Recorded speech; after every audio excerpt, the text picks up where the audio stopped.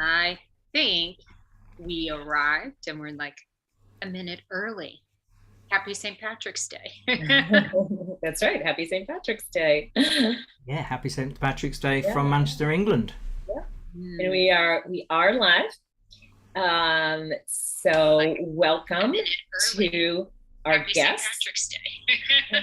That's right. Happy St. Patrick's Day. And I think I have to turn the volume down. St. Patrick's Day from Manchester. There we go. So you guys are hearing a reverberation.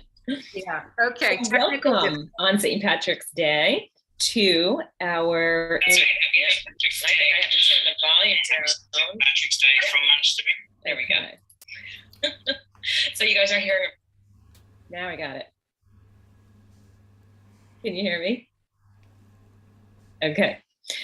Welcome to everyone to Thursdays with Culture Talk for March 17th, and happy St. Patrick's Day.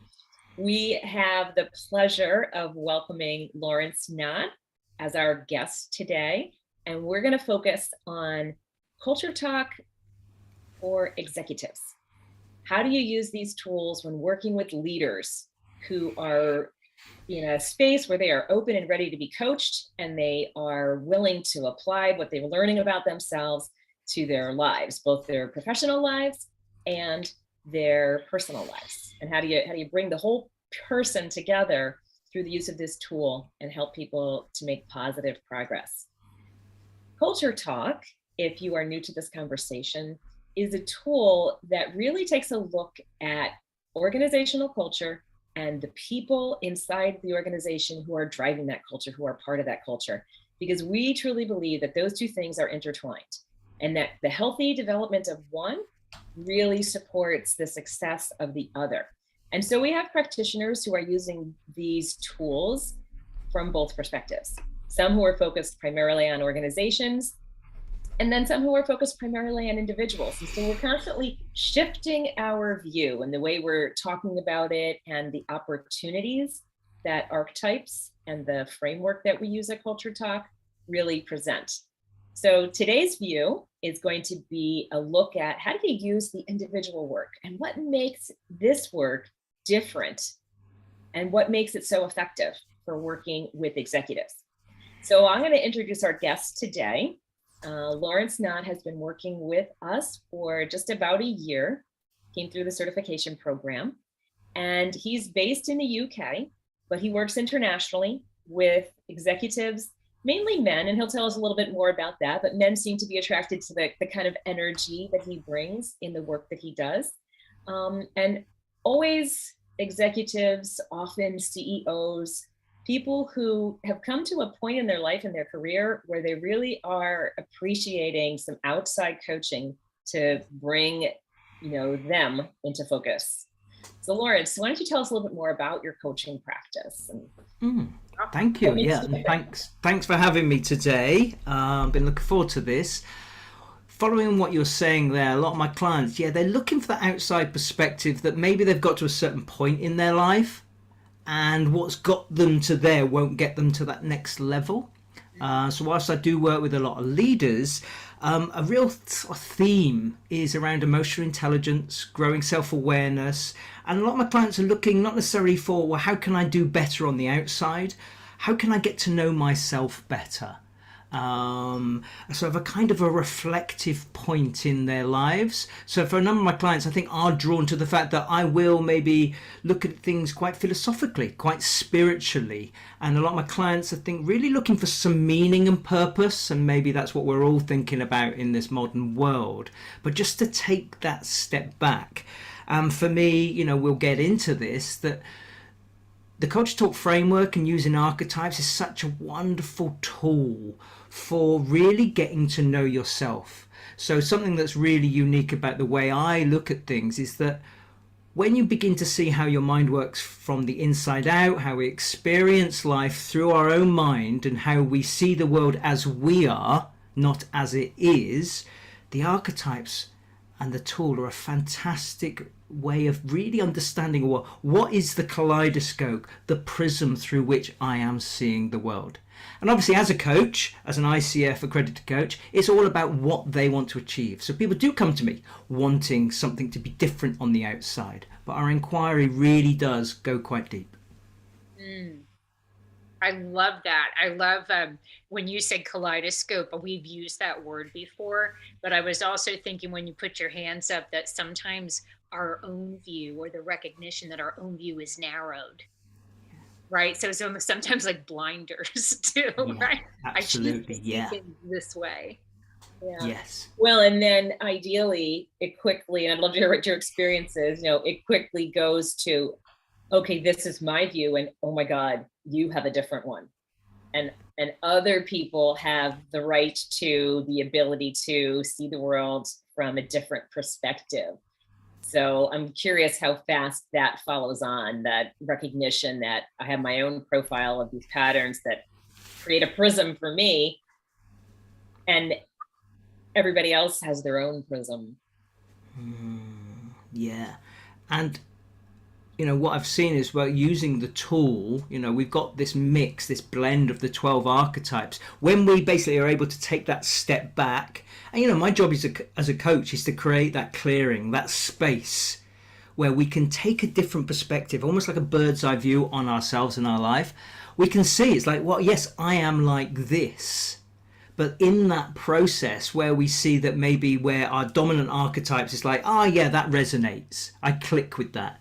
But where we do not have such, strong archetypal energies, and some of my clients, they come out really low percentages, it's helping them see that other people are really high in these energies. And it's helping someone see, it's like, just as you were saying there, that, wow, how this person I'm maybe in conflict with, I'm having some relationship challenges with, I'm trying to deeply understand, their entire worldview is fundamentally different to me. And it goes back to that point, is the archetypes give a language to be able to talk about these things. So true. Yeah. What's your language? I mean, even in relationship with clients, right? There's this dance that you do between who you are and how you're going to work with them. So how does that show up for you? How does that?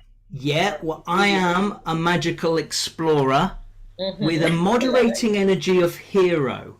And it's really interesting because, when I did my profile, come out really strong on the explorer energy, closely followed by the magician. And it's really interesting. I'm always still discovering for myself about how those two dominant energies combine.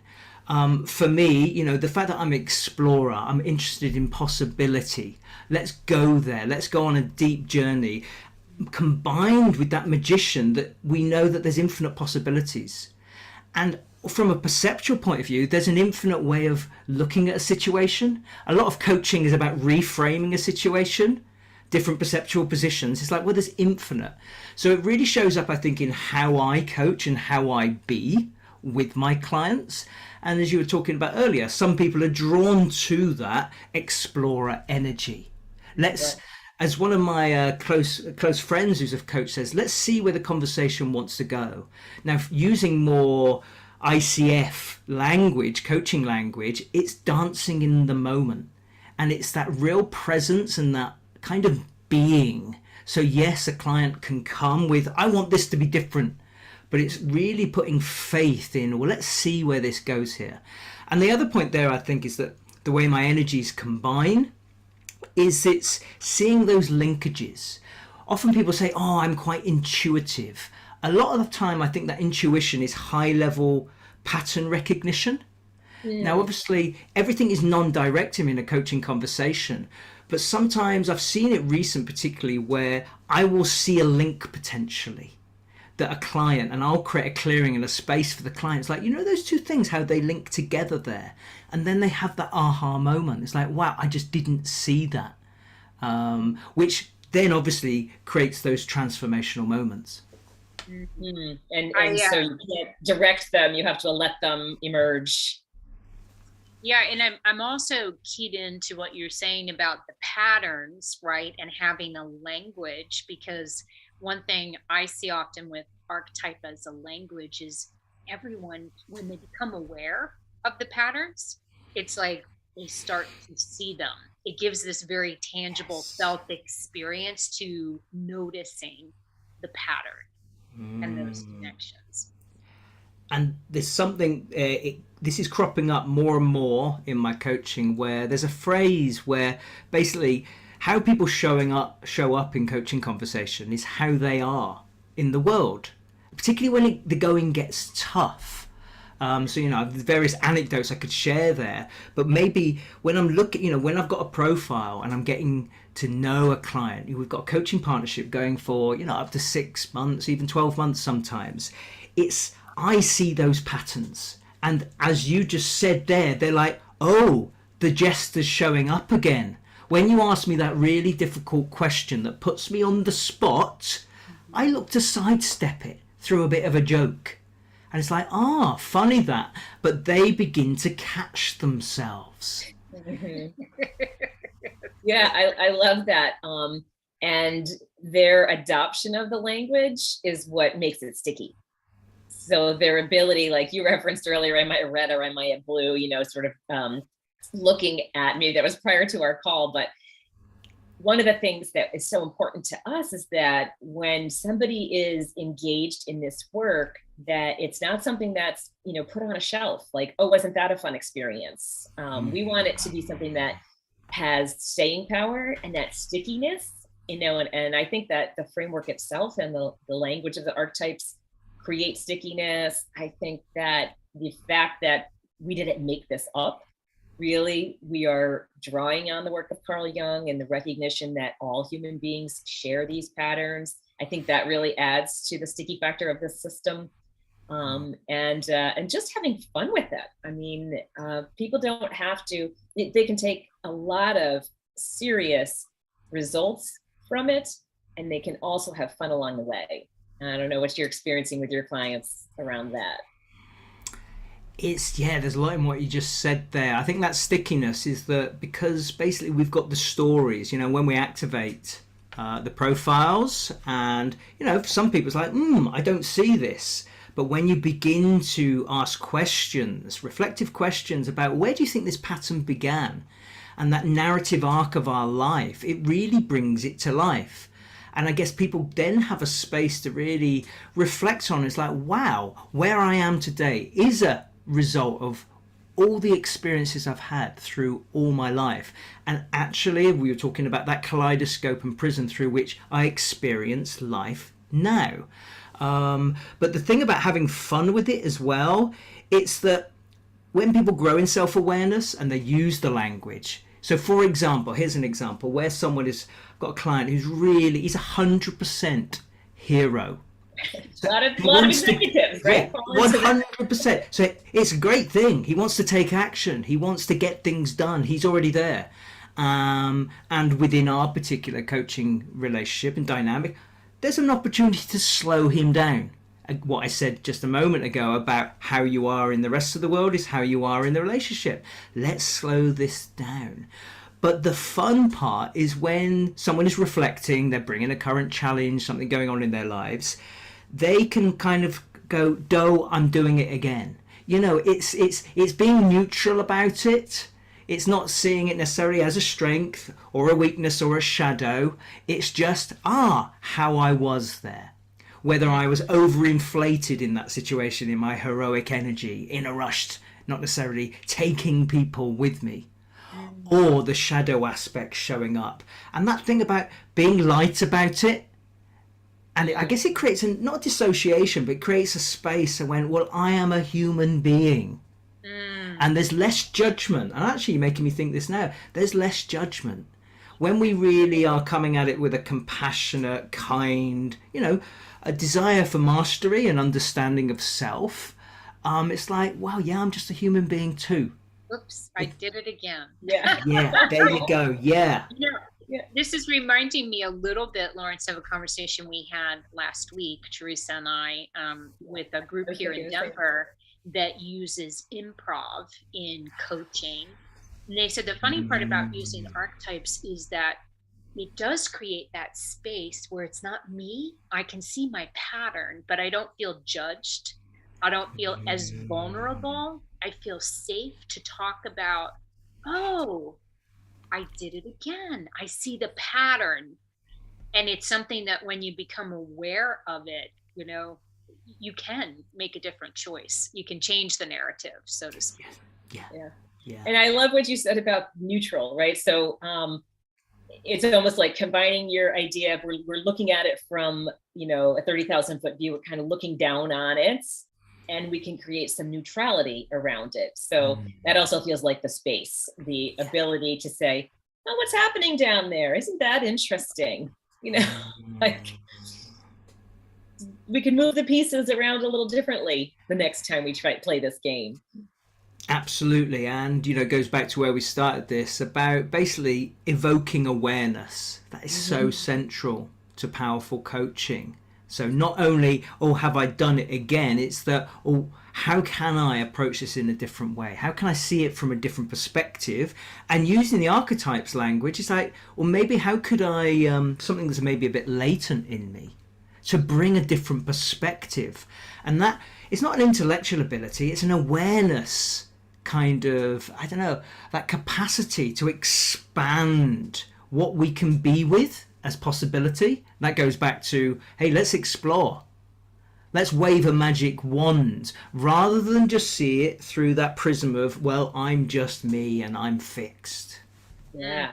I keep thinking prism can also be so close to prison.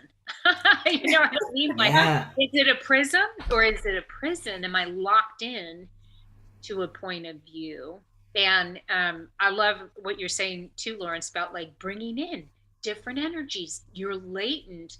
We sometimes use the expression narrative intelligence, right? Like, how do we use the narrative storylines as a way to explore where we are? That's super cool. Yeah, and it's really interesting actually. Oh, you reminded me of a few conversations I've had lately. I've done a bit of Toastmasters, and you do the table topics, and you have to improvise. And when you really get into that world, it's the idea that you adopt somebody else's view of the world, and it just creates more. Yeah, you are. If you're imprisoned with your own beliefs, ideas, and thoughts, you're going to be stuck, and you're not going to be much fun to be around a lot of the time. And it's interesting, I was having a conversation the other day, and this is where basically you do the what ifs. And it's like, imagine all the different ways that something can go wrong within the business kind of thing, but there's nothing on it. That's freedom. So what you're saying there, Cynthia, it's the opposite. It's that I can adopt these different positions, but it's nice to know what my general preference is as my starting point is. Right. And finally, within that, as you get to know, if you're in a team and you get to know other people's archetypal energies and you start using the language of culture talk, you kind of know what their starting gate is as well. And then you can kind of throw it all off. Give us an example. What do you mean? Throw it all off. What I'm saying is, within a team environment, it's recognizing that there's diversity. There's different archetypal energies. But if we have got that element of trust, psychological safety, we're all going in the same direction, it's that, well, actually, let me improvise. So I can really understand how you are seeing the situation. Everything is making sense to the other person based on their worldview, their beliefs, their archetypal narrative stories. And it's like, you know what? I'm going to try and get into their world. Now I'm coming from the point of view of being a coach. That's my job, to get into somebody else's world. Does that make sense? Yeah, absolutely. So on a team, being able to shift by understand. I love how you said their starting gate. Like when we start to know other people's archetypes, to understand like where do they go first? What are they looking for? What do they need? And then we all have the opportunity in ways to shift. I think that what you're pointing out, really brings forward the developmental opportunity that comes with the system.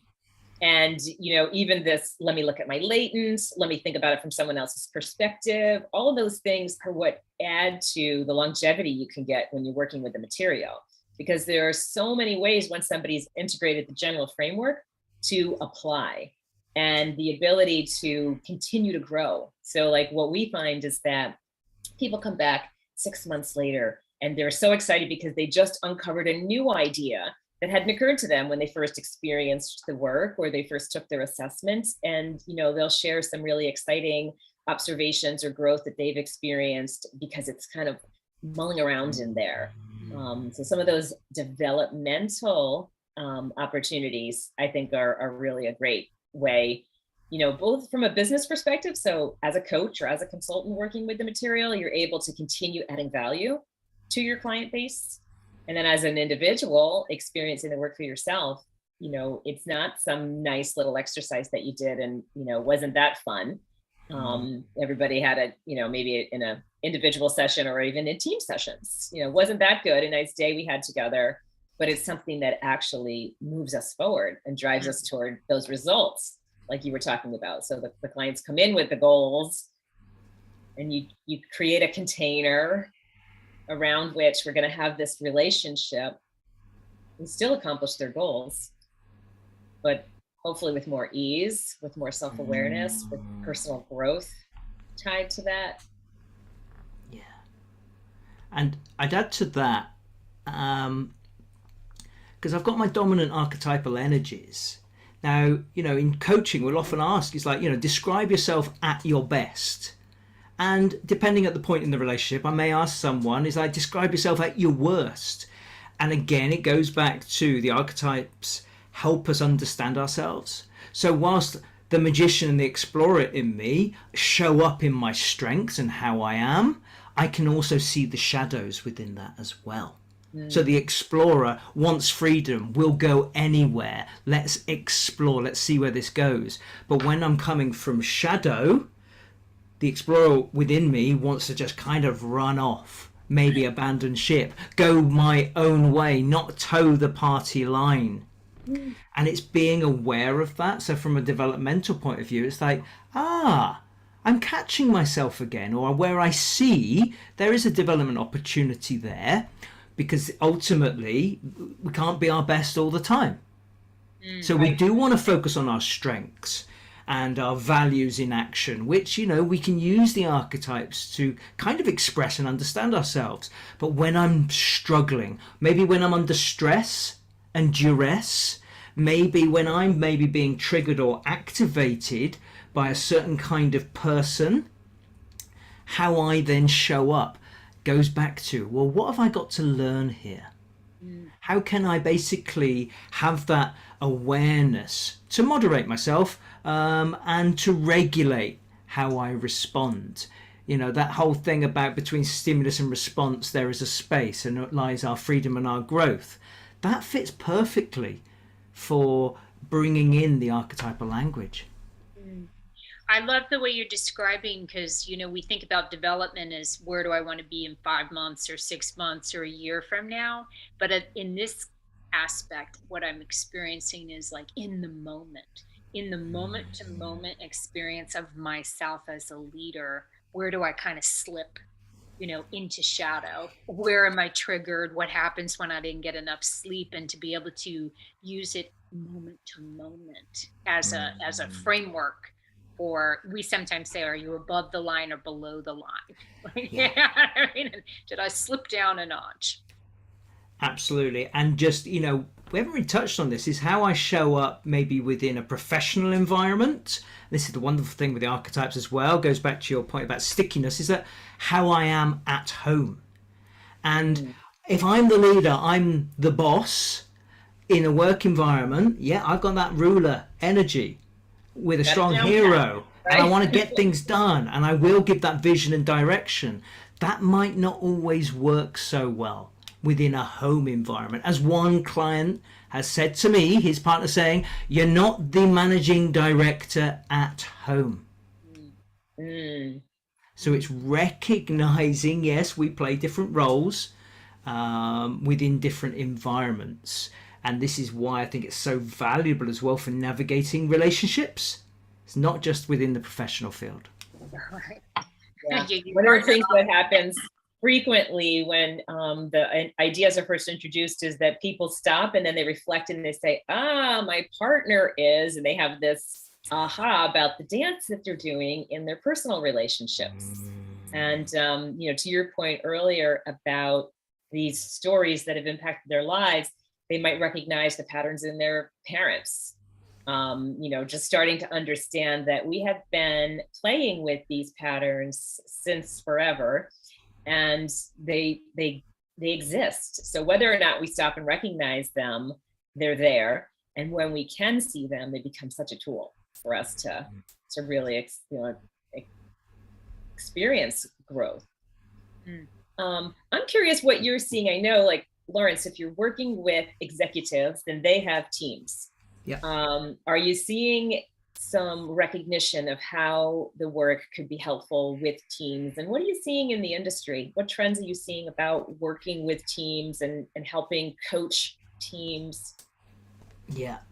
So team coaching is exploding. So, there's plenty of evidence that the demand within the corporate world for team coaches is just increasing. And I think with the fact that with blended working now, it's more accessible as well to work online. So I think the recognition to create a healthy, high-performing team, having coaches associated with teams on a longer term basis is a really valuable addition. And I'm also seeing that just basically things like the archetypes and using the CultureTalk tool are a wonderful way for creating a healthy, high-performing team. Because within any team, depending on what their function is and what their purpose is, you want that blend of energies. You want those different perspectives. And even from a neurodiversity point of view, even levels of intellectual capacity, it's working with diversity that I think people are recognizing. And if you can create a safe environment, you bring out the best in everyone. I also coach around flow and how you create team flow. So I think things like the CultureTalk tool are really going to help people. It's like, well, actually, how are we working as a team archetypically? What is the identity? I know you guys work kind of the identity of an organization, but that's also within a team as well. Yeah. And I think it really helps when you've got that safe space as a team. Got, say, 10, 15 people together. It's like, wow, here's how I'm showing up. Here are the dynamics within my team, whether I'm, trying to understand why do I get on well so with that person but not with them, but also the overall dynamic. So I think there's going to be huge growth in team coaching, and things like the CultureTalk tool are just a wonderful tool for lubricating the effectiveness of a team. Yeah, absolutely. And we definitely see that there's this overlap. So there's the individual, the team, and then the organization. And the team kind of goes both ways, right? So the team has its culture, as you point out, and the individuals are informing that culture. And so there's this look at who am I, and then the broader understanding of who are we, and how do I fit? Where do I fit in that we? Absolutely. But there's a separate point here, I think, about, I was with a group yesterday, we were talking about supportive leadership, and it's the whole concept and broadening it around mental health and inclusivity. It's like bring all of you to work. Now, yes, you need a safe environment to feel able to do that. Or if you're bringing the whole person, you're bringing your stories, your narratives. I was thinking about the various away days I've run over the years. And it's like, you tell that personal story, don't you? It's like, wow, I never thought you would be, a hand glider, or that you drove lorries. But it's those stories and those narratives. Well, the more we amplify that, because we basically, particularly the younger generation coming through now, they are so relational. They want that connection. They crave it. They want to be able to take their mask off. And using our archetypal stories, really getting to know each other at that deeper level, is what creates a social glue, I think, within teams. Yeah. Because it's that sense of belonging. Yeah, the belonging, and that leads to a higher level of engagement. So going back to, what are these executives that are coming in your door looking for? They want results, and they want to be able to drive positive, powerful impact. And yet when we take a step back and do the work, it's when we're able to move forward and drive the kind of results that we're looking for in the business as well. So they go, sort of hand in hand. Yeah, I'm thinking of some of the feedback on teams when you do the archetypes in a team environment. And this idea of, I love, you said, I never knew that would be a person who this, that, or the other thing. And we've had experiences where people say, I've been working with this person for 7 or 8 years. I never knew. And in addition to like the connection, I think it also creates like a level of compassion for each other, right? To hear, challenges maybe that we've had in our personal lives that we don't always bring in through the office door. There's I've experienced sort of an openness to be fully human and to show up fully human and appreciate each other that way. Yeah. And because, like we talked about earlier, there is a dropping out of the judgment and a more, ability, a larger ability to be vulnerable. And I think the archetypes allow that to happen in a way that some systems more label or put people in distinct boxes, whereas the archetypes allow us to really come out of, well, here's my prism, here's my view, this is my starting point, but prison. all that development opportunity, really allows people to show up and be vulnerable. So I think those, which creates connection. When somebody is telling a story that it kind of embodies their dominant archetypes, they may be very different to me, but in some ways I can see myself in them. And through those stories, it's it's the easiest way to create connection. Yeah, absolutely. Well, speaking of connection, Laurence, if somebody wants to connect with you, what is the best way to find you? And what kinds of people would be a good match for the work that you're doing?